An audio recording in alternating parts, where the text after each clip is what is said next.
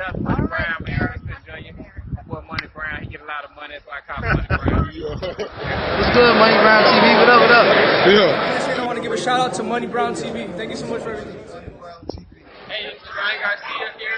Shout out to Money Brown TV and keep punching, baby. Yo, what's going on out there, fight? Well, this your boy Money back with another one, man. And this one here is on tour the dopest twins on planet Earth. We got Jermell and Jermall Charlo. Jermall and Jermell Charlo, however you want to put it. We know Mel Charlo is the current super welterweight unified world champion, one scrap away from Undisputed. We got Mal Charlo, who is the two-division world champion and the current middleweight WBC world champion. And, you know, Mel is coming out letting his big brother Mal know that I'm trying to, you know, separate myself from the two because, you know, I want my own identity. I'm my own man. Not saying he don't love his brother, but, you know, he's trying to do something to show that I'm greater than my brother. It's a competition thing, and there's nothing bad about it. You feel me? Now, we all know Mel is about to take on Brian Castano July 17th, you know, in the Undisputed bout. First time at the 154-pound division that we'll get an Undisputed bout in the Fort Bell era. You know what I mean? We know Mel had took out Justin Rosario in a spectacular unification bout to get him those 3 scraps, stopped the man with a body shot to the surplex, looked like he almost was going to die or have a goddamn seizure or something. But nonetheless, Mel put himself in position to be the top dog at 154 pounds, something that he always strived for and wanted to be great in. And now he's in a position to do something special, and that's really going to set himself apart from his twin brother, Jermall Charlo, and he's on a mission to do that. You feel me? He's on a mission to do that. No disrespect towards his brother. He loves his brother. Like you say, this is something that'll never be inseparable, right? But we do know Mal just came off a victory against Montiel, you know, a 12-round decision where it was a great, well, I ain't going to say great, it was a good fight and a good performance by Mal. You know, a lot of people thought he would have stopped Montiel, but nonetheless, he went in there, he dominated. To me, he hurt him a couple of times to where he knocked his equilibrium off to where if it was another ref, they probably would have stopped the fight. But, you know, Montiel showed grit, guts, and nuts, and he wanted grit, guts, and nuts, and he wanted to, you know, push all the way through, and he persevered the pain. You know, he landed some good shots, and, you know, he gave a good going of himself so he could come back and get another fight. But nonetheless, Mal Charlo was victorious at the end. That's all that mattered, getting your hand raised and getting them words spoken as. And still, you feel me, middleweight world champion. But we all know Mal, over the years, have been getting more of the spotlight than Jermell Charlo because he's the big brother. Everybody looked at him as the heavy hitter, the big puncher, and looked at Mel as the boxer of the group. And we can tell that, to me, you know, through their whole life, growing up as twins, that, you know, Mal probably was getting more of the respect for as, you know, being a bigger brother. And not saying Mel wasn't getting this respect, but, you know, you can tell that it lit a chip and a fire up on Jermell to want to be great and to want to do different things. You feel what I'm saying? Not saying he don't want to see his brother be great. And if at the end of their career, if Mal is better than Mel when they finish, then he will accept it. But as long as he can help it, it look like that he's going out there and putting everything on the line and doing what he got to do to be the best twin out of Mel and Mal. And I don't knock him. I don't knock him not one bit. You feel me? He talked about changing trainers with Derrick James. You know, like I said, different strokes for different folks. Didn't knock Ronnie Shield not one time, just saying, you know, he wanted something different. Now he with a stablemate ESJ, and that shit is fireworks, bro. It's fireworks. We know Mal, you know, is still with Ronnie Shields. You know, one of his stablemates was Landy Laura, who, you know, was like a big brother to both Charlos. But we know Laura came out saying that he had faced Jermell and that he feel more closer than Jermall than Jermell. You understand what I'm saying? So I know Mal not going to take that lightly, even though, you know, like I say, it was a stablemate. But at the end of the day, if you're going to war with my brother, you're going to war with me. And that's just the fact, and that's just how it is. You understand what I'm saying? But Mal, at 160, right, he's in a position to put himself in a better position. You understand what I'm saying? Mal is in a position to put himself in a better position. He got fights that's there for him. First, you got one fight with David Benavidez. That's at 168, but Benavidez look like he want to come to 160. That'd be a fucking, you know, that'd be something good for Mal to get that man to come down, right? That'll play out in his favor. But, you know, 164, I like 164. But if you can get him to come down to 160, that damn sure plays out to your favor as he come and challenge you for your 160-pound title. And if you can take out David Benavidez, bro, that'd be a hell of a name on your resume. Then you have the other option to face Demetrius Andrade right there at 160 pounds, who has the WBO scrap, and you can take him out and become unified. You feel me? Take him out and become unified. So Mal have fights where he can take that can put him on that same level as his brother Jermell at this moment. But you got to be willing to take it. You got to be wanting to take it. You understand what I'm saying? Now, we know Mel is fit to fight Brian Castano. Like I said, Brian Castano, who beat Patrick Teixeira, to get the WBO scrap. And he's in position. And shouts out to Brian Castano for wanting to be great and going straight towards Jermell Charlo, because we all know my guy Jared Hurd could have went to Mel, but he had other plans. Not saying he was afraid of nothing like that, but he had other plans. And we get Brian Castano going straight to Jermell Charlo, shows you the nuts, the guts, and the heart of that man. You feel me? Shows you the heart of that man. But Mel, he's letting his brother know, man. It's nothing hard, no hard feelings or nothing like that, right? We both got our own life. We both got our own families. We both got our own teams. You understand what I'm saying? You do what you got to do. I'm going to do what I got to do. But we always going to have that brother bond connection. We twins, bro. We twins. They probably can feel some shit that they know what's going on with each other, anything, bro. You never know with that twin connection, right? But I am on a mission. I am on a mission to be great and to see how great I can be. And I think Mel does that because he is like a Rolling Stone, bro. You feel me? He do wear his heart on his sleeve.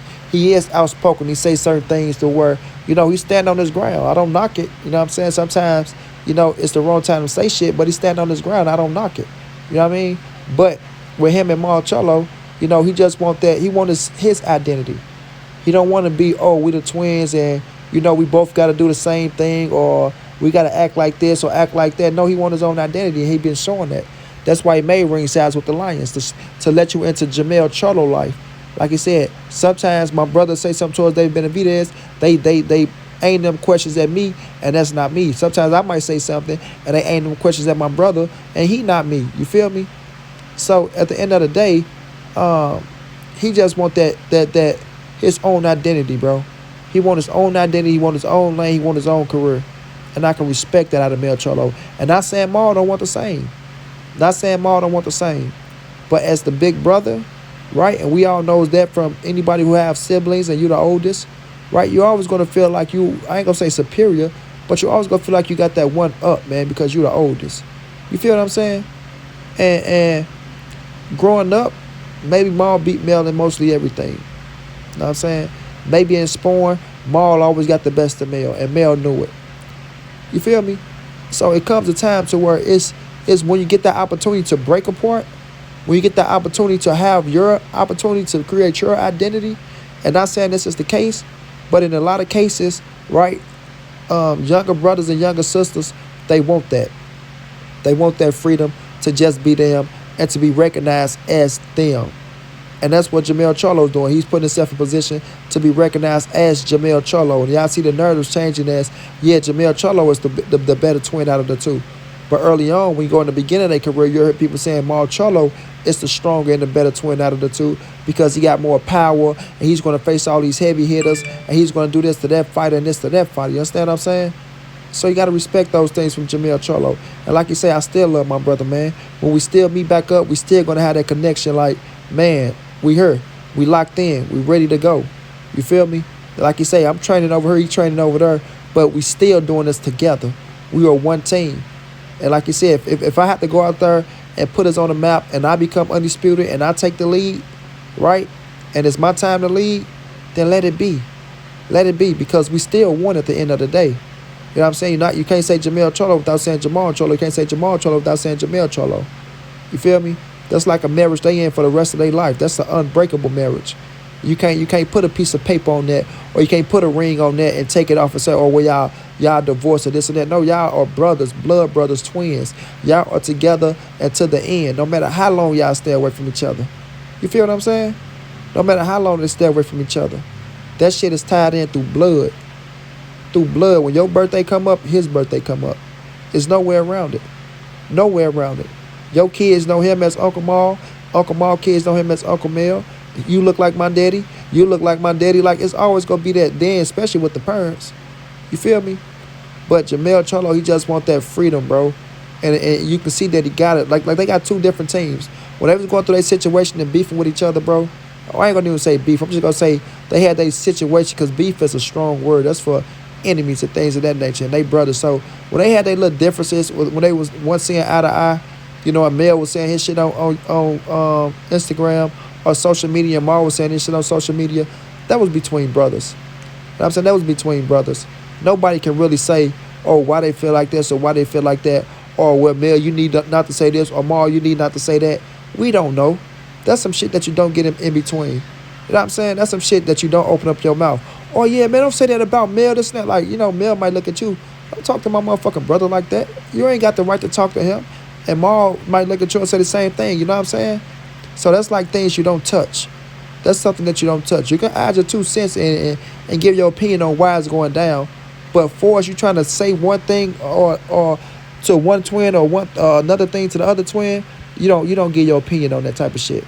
You feel me? You don't. Because it really don't concern you. And you don't have the words to speak that's going to be truthful, that they can believe, dude, they can bring them together or squash whatever they got going on. That's between 2 twin brothers and a mother to me. A mother, a father, and 2 twin brothers. That's it. But listen to Jermell on the Last Stand podcast with Brian Custer. Hell of an interview. Brian Custer is one bad boy when it comes to interviewing. And listening to him at the him in the Brian Castano press conference, you know, I get that sense of just I want my own identity, man. And I'm free. I'm loving it. I'm putting on. I'm getting the fights that I want. I put myself in position to be in position. And now I'm at the front of the class. I should be on the pound-for-pound list. And Mel, he's loving that, bro. He's earning it the hard way. And he's going out there and he's doing what he got to do to be called right now the best Charlo out of the 2. You know what I'm saying? Out of the 2. And those are just facts. And listen, he probably can't even beat Jermall Charlo. But at the same time, he's putting himself in position to get the recognition and the accolades to put him in front of his big brother. And I think he liked that shit. I don't think he's looking at us being arrogant, cocky, or, you know, trying to outdo his big brother. Like you said, we just competitive, man. We competitive, and this is what we love to do. You feel me? So Mel Charlo has come out, everybody, let Mar know the reason why, you know, the separation between the 2 for when they was from apart and things of that nature. And he just want to, you know, get his own identity and want his brother to have his own identity so we can know the difference between the 2. Yes, we twins, but we totally different. He might like oranges. I like apples. You feel me? He might like peanuts. I like cashews. You understand what I'm saying? So at the end of the day, there are still 2 different human beings, even though we look at, well, I ain't going to say we, but some of us look at them as one because they're twins. And we know how people view twins. You understand what I'm saying? So shouts out to Mel Charlo, man. Good luck July 17th. I do got you beating Brian Castano and becoming undisputed, but it's going to be one hell of a fight. Shouts out to Brian Castano for stepping up to the plate, giving us an undisputed bout. Shouts out to Mar Charlo. Keep pushing, keep doing your thing. You will get the Canelo fight, but you can get it quicker, man, if you go out there and beat them top dogs and set yourself apart from everybody else. You feel what I'm saying? And we'll just see how these dudes' career play out in the end. Until then, it's your boy Monty. It's the ANSBC moving. Ain't nobody safe in these streets. Hit them thumbs up. Subscribe to the channel. If you want to donate OG money on Cash App, TreyHampton52@gmail.com on PayPal. If not, just tell a friend. Hit the subscribe button. Like, comment, share the video. And y'all know how your boy get down, man. Big dog status, family.